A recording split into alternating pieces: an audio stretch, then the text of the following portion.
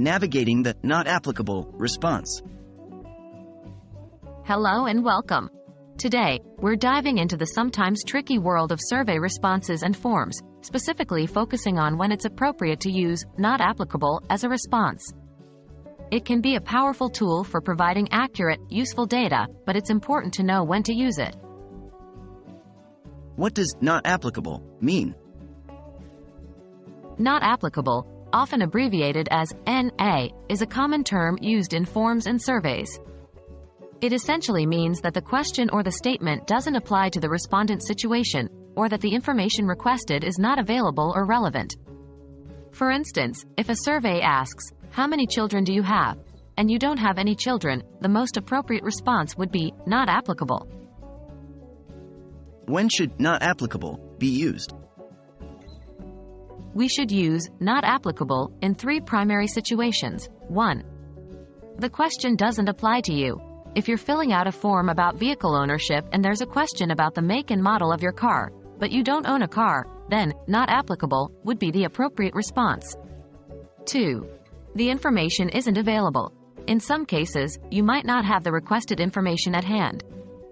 If a question on a form asks for the birth dates of your great-grandparents, and you don't have that information, not applicable could be used.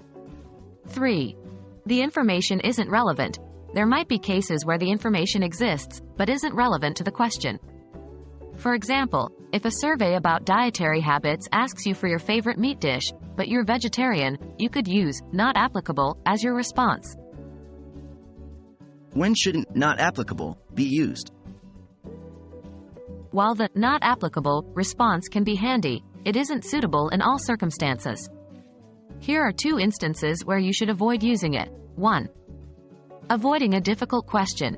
If a question makes you uncomfortable or if you'd rather not answer it for personal reasons, it might be tempting to use not applicable. However, this can skew the results and provide inaccurate data. If the survey allows it, it's better to choose a prefer not to answer option or skip the question entirely. 2. If there's a more accurate response available. Sometimes, a more accurate or specific response option might be available. For instance, if a form asks for your marital status, and one of the options is single, it's better to select single rather than not applicable if you're not married. Understanding when to use not applicable can help you provide accurate and honest responses, whether you're filling out a survey or a form. It's a useful tool for situations where a question or statement doesn't apply to you, or where the information isn't available or relevant. However, it's crucial to use it appropriately to avoid skewing data or providing misleading information. Remember, the goal of these forms and surveys is to gather useful, honest data. Your accurate responses contribute to this goal. Thanks for watching, and hopefully, you now feel more comfortable navigating the not applicable response.